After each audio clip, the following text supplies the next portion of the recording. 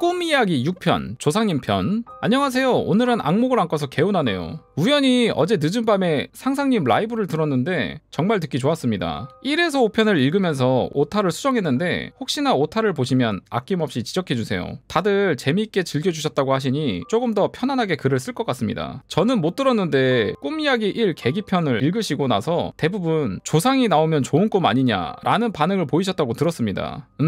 이건 반은 맞고 반은 애매합니다. 물론 조상을 잘 모시는 건 좋습니다. 그런데 꿈에서 조상이 나오는 건 다시 생각해 보셔야 합니다. 꿈에 나온 조상이 정말 내 조상님일 수도 있고 조상님 가족을 쓴 무언가일 수도 있습니다. 그래서 오늘은 최근에 꾼 조상님 꿈을 풀어보려고 합니다. 간단한 썰이니 오늘 꾼 꿈과 함께 풀어보도록 하겠습니다. 오늘은 악몽을 안 꿨다고 했지 꿈을 안 꾼 건 아닙니다. 오랜만에 아버지가 꿈에 나왔죠. 아버지는 다정하진 않으셔도 유쾌한 분인데 웬일로 까칠한 표정을 지으시더라고요. 무슨 심술을 뿌리시려나 생각했습니다. 아버지는 새침한 표정으로 저에게 말씀하셨습니다. 돈 1000만 원 있는 통장이 있다. 거기다가 돈 넣어라. 갑자기 무슨 1000만 원? 저는 속으로 이게 무슨 돈인가 싶었습니다. 멀뚱멀뚱 보고만 있으니 아버지는 퉁명스럽게 통장을 저에게 쥐어주시고 통장을 검지로 톡톡 쳤습니다. 돈 들어오는 거 여기다가 넣으라고 그러시고는 획 가버리셨습니다. 아니 돈이 있어야 넣지. 아버지 자식은 거지인 거 모르시나? 그러다가 잠에서 깼습니다. 좋은 것도 나쁜 것도 아니라서 평소대로 일어났죠. 마침 어머니만 계셔서 슬쩍 말씀드렸습니다. 엄마 나 꿈 꿨어. 말해봐. 아빠가 1000만 원 있는 통장이 있는데 돈 들어오는 거 그 통장에다 넣으라고 하시던데? 뭐 들어올 돈 있어? 어머니. 글쓰니 에이? 아이고 참. 야 너는 지금 하는 일 싹 다 그만둬라. 뭐하러 했으냐? 응? 갑자기 제가 하던 일이랑 공부를 다 때려치우라고 하시는데 이게 무슨 날벼락 같은 소린가 싶었습니다. 글쓰니 지금까지 쌓은 거 아깝게 왜 그래요? 잘하고 있는데. 어머니. 다 때려치우고 타로 공부 조금 더 해서 돗자리 깔라는 말이다. 어제 네 아버지가 돈 모아둔 통장을 보여줬는데 그동안 돈을 모아뒀더라. 그리고 이번 달에 돈 들어올 일이 있는데 확인해보니 500만 원 정도 들어올 거 있다고 하시더라. 아무한테도 말 안 하고 네 아버지랑 나랑만 알고 있었던 건데 그걸 귀신같이 알아내냐? 네가 이 집안을 훤히 깨고 있으니 뭘 숨기지도 못하겠네. 저는 씩 웃었습니다. 아침부터 일진이 좋네요. 아버지가 집에 오시면 아버지 돈으로 서브웨이 시켜 먹을 겁니다. 카페 글에는 늘 무거운 꿈 이야기를 썼지만 가끔 이런 꿈도 소소하게 꿉니다. 이런 건 오늘처럼 삥 뜯고 넘기는 편이죠. 오, 신기하다. 이번 꿈은 이번 주 월요일에 꿨던 꿈입니다. 꿈 이야기 4편 신내림 편 글을 쓰기 하루 전에 꾼 꿈이라서 글 첫 부분에 살짝 언급했습니다. 유독 풍경이 예쁜 꿈들을 가끔 꾸는데 그 꿈은 연계, 그러니까 저승을 다녀오는 꿈이라고요. 꿈의 첫 부분은 어떤 사람이 저에게 말을 거는 걸로 시작이 되었습니다. 성별은 모르겠고 평범한 사람이 다가와 말을 걸었습니다. 저기 바다 쪽으로 쭉 가면 섬이 하나 있어. 근데 고래를 타고 가야 해. 갑자기 고래? 그게 무슨 말도 안 되는 소리냐고 반문했습니다. 그 사람은 덤덤하게 말을 덧붙였습니다. 딱 1시간 반만 가면 돼. 뭔 말도 안 되는 소리인가 싶었지만 안 가볼 수 없죠. 바다에 고래를 본 것까지는 기억나는데 중간에 기억이 없고 어느새 그 섬 해변가에 있었습니다. 바다를 등지고 서 있는데 눈앞에 2m밖에 안 되는 작은 다리가 보이더라고요. 조심히 다리를 건너고 보니 정말 아름다웠습니다. 얼마나 예쁜지. 분홍색 꽃잎과 노란색 꽃잎이 흐드러지는데 꼭 그림이 따로 없었습니다. 앞으로 쭉 걸어가다 보니 사람들도 좀 있고 제 지인도 있었습니다. 지인은 저한테 뭘 던졌고 다행히 잡았습니다. 보니까 레몬 막걸리였습니다. 이게 뭐냐고 하니 이게 참 맛있는 거라서 주는 거라며 지인은 자기 갈 길 가더라고요. 고맙다고 하고 왼손에 쥐고만 있었습니다. 거리를 쭉 들러보니 기와집도 있고 벚꽃나무처럼 보이는 것들도 차르르 펼쳐 있는데 정말 편안했습니다. 그러다가 한 곳이 살짝 이질적으로 느껴져서 보니까 야외 무대가 있었습니다. 그 무슨 지역 축제한다고 하면 검은색 큰 야외 무대를 설치하지 않습니까? 꿈에서 본 게 딱 그거입니다. 무대 위에는 축제에서 사용할 법한 접이식 테이블과 의자들이 세팅되어 있습니다. 왜 무대 위에 저걸 설치해두지? 이상해서 가까이 가봤습니다. 보니까 이미 돌아가신 친할아버지와 친가 어른들이 모여 앉아서 화기애애하게 대화를 나누고 계시더라고요. 친할아버지가 돌아가신 지 시간이 좀 흘렀는데 왜 이제 와서 제 꿈에 나타나셨는지 무대 위에 올라가지는 않고 빤히 보는데 어딘가 좀 이상해 보였습니다. 화목하긴 한데 원래 그렇게까지 웃으면서 대화를 하지 않으시거든요. 사이가 사이가 나쁜 게 아니라 대화를 하다가 잠시 다 같이 웃고 넘어가는 게 일반적이지 않습니까? 근데 꿈에서는 다들 하하하하하 그러게나 말입니다. 하하하하하 내 말이 하하하하하 이런 식으로 계속 웃고 계셨습니다. 제가 근처로 갔는데도 못 보신 건지 보고도 모른 척 하시는 건지 모르겠지만 저한테 아는 척은 일절 안 하셨습니다. 뭐 돌아가신 친할아버지가 웃는 거는 좋은 거겠지? 이러곤 무대에서 멀어졌습니다. 무대 옆에 있는 파티션, 그러니까 가리개 뒤를 보니 예쁜 배경에 접이식 테이블과 의자가 세팅되어 있었습니다. 그중 한 테이블에 저희 부모님이 계셨죠. 무대 위에 계신 어른들처럼은 아니고 평범하게 대화하시며 앉아 계셨습니다. 왜 같이 안 계시고 여기 계시지? 싶어서 먼저 말을 걸었습니다. 엄마, 아빠, 왜 여기 계세요? 그제야 부모님은 일어나셔서 평소처럼 저를 맞이해 주시고 대화를 나눴습니다. 평소대로 하니까 저도 평소대로 행동했습니다. 여기 너무 예쁘다고 부모님이랑 같이 다니면서 구경했죠. 그러곤 꿈에서 깼습니다. 꿈에서 큰일은 없었지만 돌아가신 친할아버지가 나오셨으니 어머니께 말씀드렸죠. 어머니는 고개를 갸웃거리며 이상하다고 하셨습니다. 무언가 찝찝하다고 하시면서요. 저도 크게 기분이 나쁜 건 아닌데 석연치는 않아서 아는 지인분께 여쭤봤습니다. 점을 보는 분은 아니지만 이쪽으로 워낙 아는 것이 많으셔서 여쭤보니 이번에도 저승을 다녀온 거라 말씀하셨습니다. 편의상 이분을 수국이라 하겠습니다. 물 건너서 간 섬이라 영계를 다녀온 건 맞긴 하네요. 뭐 예상했습니다. 영계가 거의 제 집 앞마당처럼 잊을만 하면 꿈에서 나오니까요. 그런데 조상이 나오는 꿈은 경계해야 한다고 합니다. 앞서 말씀드렸다시피 그게 진짜 조상님인지 아닌지 분별해야 하니까요. 다행히도 꿈에서 나온 친할아버지는 진짜 조상으로 나온 것 같다고 말씀해 주셨습니다. 수국, 그런데 일종의 시험이라고 볼 수 있네요. 후손 중에서 너는 내 사람이냐 아니냐 하는 시험이요. 글쓴이님은 조상님 그늘에 들어가지 않는 선택을 하신 거고요.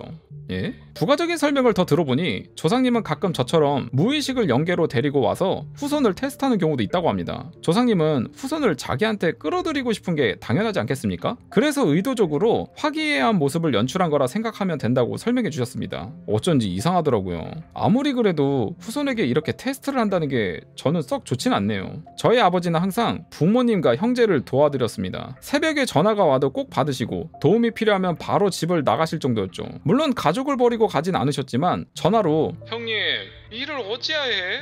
오빠 뭐 좋은 수 없나? 이 말을 들으면 무조건 도와드렸지요. 오죽하면 부모님 지인분들은 임모와 말씀하셨습니다. 형님 없었으면 다 죽었겠네. 근데 이렇게 도움을 드리면 뭐합니까? 고맙다는 인사를 제대로 한번 받지 못하시는데요. 아버지는 부모님과 형제를 도와드려도 대우를 못 받았고 화기애애한 모습은 보기 드물었습니다. 친할아버지도 비슷합니다. 몇 번 마찰이 있던 걸 봐서 친가 쪽은 그저 그랬죠. 정리하면 진짜 조상님이 꿈에 나와도 조상이 어떤 조상이냐에 따라 좋을 수도 나쁠 수도 있다는 겁니다. 일단 친할아버지가 나쁘다는 건 아니지만 저희 가족과는 정말 안 맞아서 무조건 좋다고 해석할 수 없는 거죠. 조상님 꿈을 꾸게 되면 한 번쯤은 다시 생각해 보시면 좋을 것 같습니다. 또 이렇게 마무리하기에는 다소 아쉬움이 남네요. 기왕 연계에 대해 말이 나왔으니 꿈 하나를 더 풀어볼까 합니다. 이 꿈은 어머니께도 말씀 안 드린 꿈입니다. 정말 예쁘고 따뜻해서 떠올리면 머릿속에 환해지는 것 같네요. 우리가 흔히 가는 절가 같은 곳인데 굉장히 넓고 높은 절벽이 있었습니다. 신기하게도 그 절벽에 거의 딱 붙어있는 나무가 있었습니다. 바오밤 나무처럼 엄청 크고 굵은 나무인데 수많은 벚꽃이 활짝 피어 있었습니다. 향기롭고 진한 분홍색 꽃잎을 보고 있으면 감탄이 저절로 나오더라고요. 나무에 가까이 가니 한 사람이 절벽에 붙은 바위에 앉아 있었습니다. 저는 나무에 정신이 팔려서 신경도 못 썼는데 그 사람이 말을 걸더라고요. 무슨 일 있나요?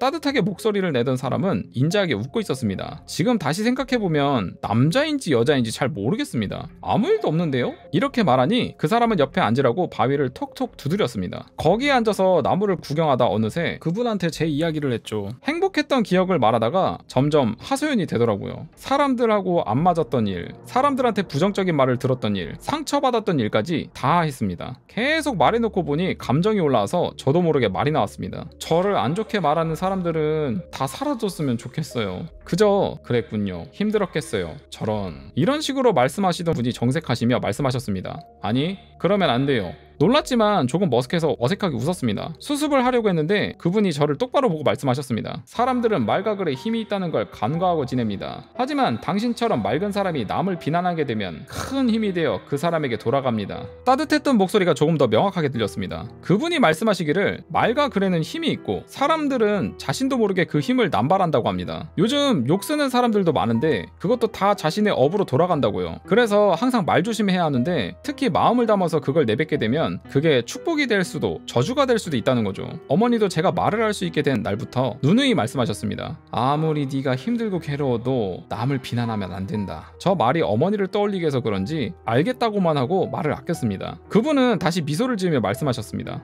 이제 가보세요. 이렇게 예쁜 풍경과 편안한 곳을 두고 어떻게 갑니까? 저는 조금만 더 있으면 안 되냐고 물었지만 이분은 안 된다고 단호하게 말씀하셨습니다. 약간 어리광 부리며 다시 못 올 것 같은데 조금만 있겠다고 하니 그분이 웃으면서 이미 5번째인데 다시 또 올 수 있을 거예요. 에?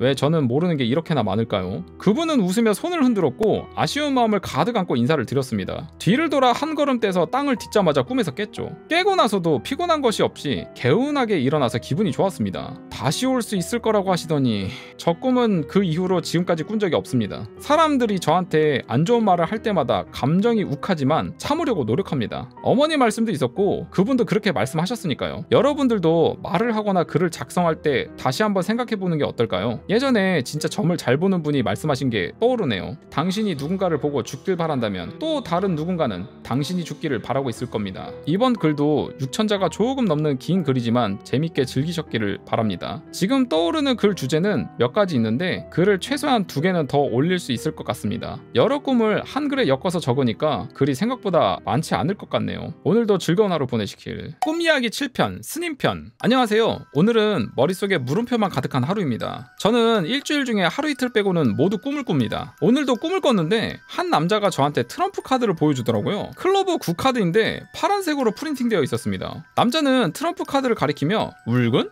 율금? 이라고 했습니다. 마치 이 카드를 기억해야 한다는 듯이요. 일단 고개를 끄덕이긴 했는데 제가 마술사도 아니고 트럼프 카드를 볼 일은 없습니다. 갑자기 이건 또 무슨 개꿈인가 싶네요. 저번 꿈 이야기 조상님 편은 제 기준 싱거운 이야기라 이번에는 나름 신기했던 경험을 풀어볼까 합니다. 먼저 저에 대해 이야기를 살짝 풀어보자면 저는 꿈을 꾸는 것 외에도 신기한 게 있습니다. 새로운 사람을 만나거나 종교시설을 가면 어떤 느낌을 받습니다. 새로운 사람을 만났을 때 소름이 쫙 끼치거나 뭔가 찝찝한 느낌을 받으면 거리를 두는 편이죠. 특히 종교시설, 교회, 절, 성당 등 종교시설을 가면 조금 더 강하게 느껴집니다. 예를 들어 처음 보는 종교시설을 들어갔을 때 외부와 단절된 느낌을 받곤 합니다. 세상의 소리가 순간 약해진다? 어떤 경계를 넘었다? 라는 느낌이죠. 그 느낌이 들면 아, 여긴 진짜네 라고 생각합니다. 신점을 보러 가도 이런 느낌을 받은 적이 있는데 이건 다음 이야기에 풀도록 하겠습니다. 이런 느낌 덕분에 사람도 잘 거르고 다닙니다. 서로는 이쯤 하고 이야기를 풀어보겠습니다. 어느 날 어머니 지인이 참 좋은 곳이라고 절을 소개해 주셔서 몇 번 갔었습니다. 산으로 들어가는 좁은 도로 옆에 작은 절이 있는데 가파른 오르막길을 2-3분 정도 걸어가면 나오는 곳입니다. 오르막길에는 풀과 나무가 무성해서 위를 보지 않으면 잘 보이지 않습니다. 비 오는 날에는 얼마나 미끄러운지 내려갈 때는 신중하게 내려옵니다. 그럼에도 그 절에 가면 느낌이 좋기 때문에 종종 갔었습니다. 그 짧은 오르막길을 걸어가다 보면 중간에 약수터 같은 곳이 있습니다. 그곳을 지나가면 사람들 소리가 약해지고 주변이 고요하다고 느껴집니다. 도착하면 마음이 편해지고 나무와 풀 향을 맡으면서 고민을 비워냈죠. 그곳에 계시는 스님 2분은 다른 절에 계시는 스님과 달랐습니다. 한 스님은 테마를 전문적으로 하셨고 한 스님은 기도를 하여 무속인과 비슷한 역할을 하셨습니다. 전 봐주고 기도를 드리는 그런 분이죠. 테마를 전문적으로 하시는 스님은 이미 병이 깊어 말씀도 잘 안 하셨습니다. 저는 이분 목소리를 들어본 적 없고 제가 인사를 드려도 받지 않으셨습니다. 듣기로는 이분이 정말 가끔 어떤 사람을 보고 방으로 들어오세요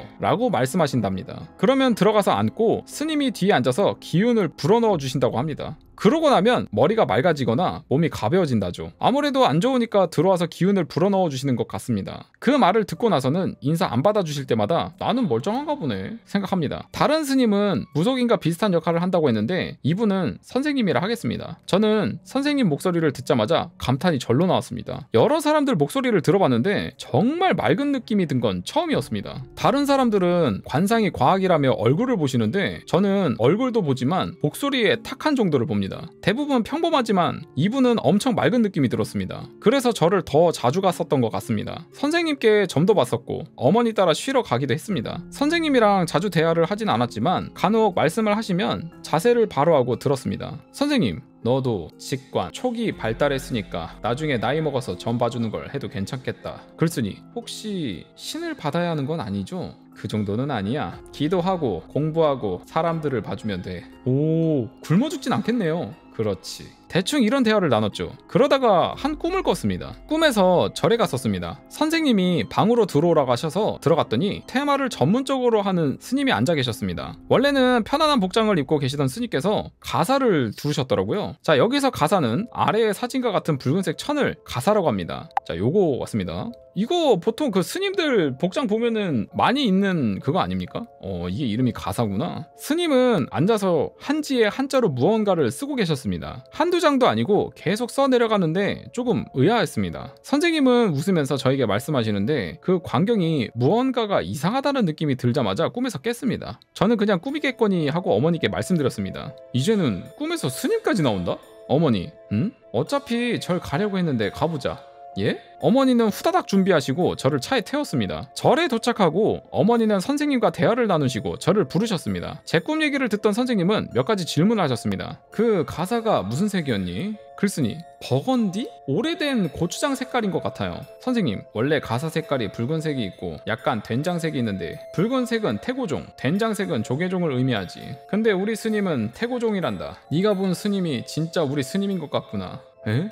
선생님이 말씀하시기를 스님께서 점점 건강이 악화되고 이미 손을 쓸 수 없는 상태라고 하셨습니다. 그런데 제 꿈을 들으니 이제 마지막으로 정리를 하려고 하시는 것 같다며 씁쓸하게 말씀하셨습니다. 제 글 중에 예지몽편, 다른 존재편을 보셨다면 알고 계실 겁니다. 저는 누군가가 돌아가시기 전에 꿈을 꾼다는 것을요. 이번에도 비슷한가 보네 생각하고 넘겼죠. 그러다 나중에 스님 부고장을 받았습니다. 처음에야 꿈꾸는 게 신기하지만 이제는 덤덤해서 그냥저냥 살고 있습니다. 그 절에 저희 가족만 간 것이 아니라 사촌도 갔었기 때문에 모두 다 같이 문상을 갔죠. 이날은 하도 기가 막혀서 아직도 잊지 못하는 날입니다. 모두가 검은색 옷을 입고 문상을 가니 장례식장 자체도 작고 방도 작았었습니다. 선생님과 짧은 대화를 나누고 이제 분향실로 들어가려는데 문상객은 딱 한 테이블에만 있었습니다. 그 한 테이블에 있던 사람들이 저희를 보는데 일반적이지 않았습니다. 비범한 스님이 돌아가셔서 그런가? 문상객도 평범하신 분은 아닌 것 같네. 분향실에서 절을 하고 나와 간단하게 밥을 먹었습니다. 이제 슬슬 가야 하지 않을까 싶었을 때쯤 아까 그 문상객들 중 한 분이 얼큰하게 취하셔서 말씀을 하시더라고요. 자세히 보니 제가 아는 분이었습니다. 절을 다니면서 알게 된 무속인인데 그분은 동자 동녀 신을 받은 분이십니다. 동자 동녀는 신들 중에서 어린아이 신을 일컫는다. 저도 잘 몰라요. 그분은 신을 받은 지 얼마 되지 않은 애동이고 술에 취하니까 말이 툭툭 나오기 시작했습니다. 자, 애동은 신내림을 받은 지 보통 3년 미만의 무속인을 일컫는 말. 그러다 저희 테이블을 보고 한 명씩 지목하기 시작했습니다. 언니야, 이리 와. 어린아이처럼 말씀하셔서 이미 예상했습니다. 동자 동녀님이시네. 알고 보니 거기 테이블에 계신 분들이 모두 무속인이셨습니다. 선생님까지 해서 6분이었죠. 장군님 모시는 보살님, 선녀님 모시는 보살님, 법사님 등등 대단한 분들만 전국 각지에서 모여 계셨더라고요. 제가 알기로는 보살님은 여자 무속인, 법사님은 남자 무속인. 저의 사촌이 불려가서 있는데 만취한 애동 보살님이 사촌을 가리키며 해맑게 말씀하셨습니다. 언니야는 결혼 못해. 그때 당시 사촌은 정말 좋은 사람과 연애 중이었습니다. 저희 부모님도 이렇게 서로 좋아하고 예쁘게 사랑하니 더할 나위 없다고 하실 만큼요. 양쪽 집안에서 상견례 날짜를 잡자는 말도 나왔으니 얼마나 좋았겠습니까? 그런데 결혼을 못한다니요. 저희는 이게 무슨 소리인가 싶었습니다. 옆에 계신 보살님께서 아니 꼭 그런 건 아니고 결혼하기에는 시기가 안 맞을 수도 있고 그렇지 않을까요? 하시며 수습을 하셨습니다. 수습해도 이미 늦었죠. 그 밖에도 다른 말은 있었습니다만 너무 개인적인 것이라 글에는 못 적을 것 같습니다. 그런데 너무 잘 맞아서 다들 헉 했습니다. 주로 만취하신 애동보살님이 말을 툭 뱉으시고 다른 분들이 수습하면서 점을 봐주셨습니다. 저희 아버지께는 언니야는 너무 욕심이 많아 이러셨죠. 미래는 아직 모르니까 그렇다 쳐도 과거 일은 얼마나 그렇게 잘 맞추시던지. 저희 부모님도 이분들 앞에서는 순한 양이 되었죠. 그러다가 이번에 제 차례가 되었습니다. 장례식장에서 무속인과 6대1 미팅은 참 귀하지 않습니까? 얼떨결에 자리를 옮겨 앉았습니다. 무속인 6명의 시선은 감당하기 힘들더라고요. 일반 면접장도 이렇게 압박되지 않을 것 같은데 아무 말도 못하고 있는 정적이 너무나 길게 느껴졌습니다. 그러다 애동 보살님이 자리에서 일어나 손을 내밀었습니다. 언니 악수하자. 갑자기 해맑게 악수 요청을 하셔서 놀랐죠. 그래도 자리에서 일어나 조심히 보살님 손을 잡았습니다. 애동 보살님은 흐뭇한 미소를 지으며 말씀하셨습니다. 언니야, 언니는 너무 좋다. 언니는 나 잊으면 절대 안 돼. 알겠지? 그래서는 표현할 수 없을 정도로 어린아이와 매우 흡사한 말투였습니다. 속으로 생각했죠. 그렇게 말씀 안 하셔도 장례식장에서 무속인과 6대1 미팅은 잊지 못할 것 같은데. 애동보살은 계속 잊지 마라. 너무 좋다를 계속 말씀하시다가 툭 한마디 하셨습니다. 언니는 너무 잘 될 거야. 잘 안 될 수가 없어. 좋다. 맞잡은 손을 꼭 잡으며 쓰다마 주시고 해맑게 웃으니 저도 기분이 좋더라고요. 아이고 감사합니다. 절대 안 잊을게요. 애동보살님은 손을 놔주시고 저는 다시 자리에 앉았습니다. 그때부터는 다른 분들이 말씀하시기 시작했습니다. 6분이나 계시니 한마디 하실 때마다 저는 따라가기 바빴습니다. 보살님 1. 이분은 볼 것도 없네. 모두 끄덕끄덕. 보살님 2. 다 잘 될 건데 말할 것도 없어요. 모두 끄덕끄덕. 보살님 3. 그냥 자주 웃어요. 말도 지금처럼 예쁘게 하시고. 모두 끄덕끄덕. 사실 이 에피소드를 쓰기에 망설였던 건 대부분 저의 칭찬이라 민망해서 그랬습니다. 그래도 이 에피소드는 너무 기억에 남아서 용기를 냈습니다. 잘하셨어요. 좋게 말씀해주시니 좋은데 너무 부끄러워서 죽는 줄 알았죠. 그러다가 하나씩 툭툭 나오기 시작했습니다. 보살님 3. 성공 못하기도 힘든 사람인데 점을 왜 그렇게 봐요? 뭐가 그렇게 궁금해서. 그 당시에 뭘 해야 할지 몰라서 점을 보러 다니긴 했습니다. 저도 점을 볼 줄 알았지만 스스로 점 보는 건 조금 그래서요. 점 보는 사람을 보면 슬쩍 여쭤보기도 했습니다. 글쓴이 그냥 뭘 해야 할지 몰라서요. 법사님, 이미 스스로도 알고 있는데 자기 생각하는 대로 빨리 나가요. 이 대목에서 놀란 이유는 제가 해외로 나갈 생각을 하고 있었기 때문입니다. 물론 한국이 살기 좋지만 제 직업이 외국에서 더 대우받기 때문이죠. 그래서 아무 말도 안 하고 눈만 깜빡였습니다. 보살님이 결혼을 걱정할 필요는 없네. 시간이 지나면 알아서 결혼할 사람들이 줄을 서니까 그때 고르고 싶은 사람을 골라서 결혼해요. 참 맞네. 대신 아주 늦게 결혼해요. 보살님 3. 근데 난 결혼 안 했으면 하는데 뭐 알아서 잘 하겠지. 결혼 생각은 전혀 없는데 얼떨결에 결혼 조언까지 받았습니다. 제 얼굴이 너무 빨개지니까 다들 웃으시면서 가보라고 하셨습니다. 감사 인사를 드리고 제자리로 돌아왔는데 너무 부끄러워 죽는 줄 알았습니다. 그 뒤로 조용히 인사드리고 장례식장을 나왔습니다. 저희 어머니는 장례 쪽에 아시는 분이 계셔서 선생님께 도움을 드렸고 나중에 감사하다고 하셨습니다. 그렇게 끝난 줄 알았더니 이번에는 저희 어머니가 꿈을 꾸셨습니다. 대단한 꿈은 아니고 돌아가신 스님이 물끄러미 어머니를 보셨다고 하십니다. 평소처럼 통증 때문에 굳은 표정이 아니라 부드러운 표정으로요. 어머니가 그 꿈을 꾸고 선생님께 말씀드리니 선생님이 말씀하셨습니다. 스님께서 고맙다고 인사하고 싶으셨나 봅니다. 어머니는 덤덤하게 고개를 끄덕였죠. 그 뒤로는 자주 왕래하지 않았습니다. 현생이 바빠졌으니까요. 그러다 오랜만에 절을 찾았습니다. 평소처럼 오르막길을 신중하게 걸어가는데 절에서 특이한 느낌을 받았습니다. 그 옛날에 크레이지 아케이드 게임에서 캐릭터가 물방울에 갇혀서 못 나오는 거 생각하시면 됩니다. 딱 그것처럼 절 자체가 물방울에 갇힌 느낌이 들었습니다. 이상해서 빤히 보고 있는데 보이는 건 없었습니다. 어머니는 절에 들어가시려는데 제가 어머니 팔을 잡고 막았습니다. 엄마 잠깐만. 왜? 뭐가 이상한데요? 여기 평상에서 기다리죠.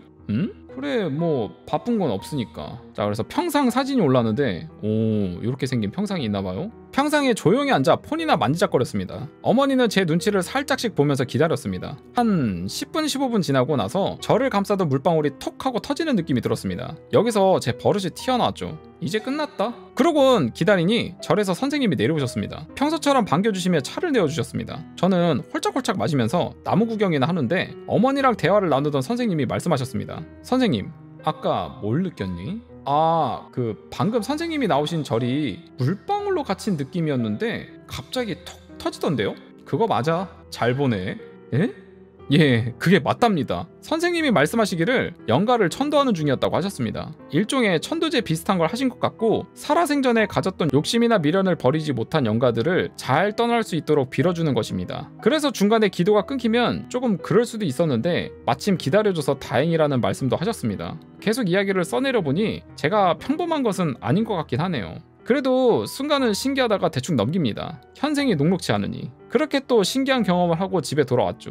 그 뒤로 생각 안 하고 있다가 사촌이 결혼하려는 사람과 헤어졌다는 소식을 들었습니다. 왜 헤어졌는지는 모르겠지만 갑자기 헤어진 거라 당황했었던 기억이 있네요. 결국 애동보살님의 말씀대로 되었죠. 저희 어머니는 너무 아쉬워했습니다. 모쪼록 좋은 인연 만나셨길 바랄 뿐이죠.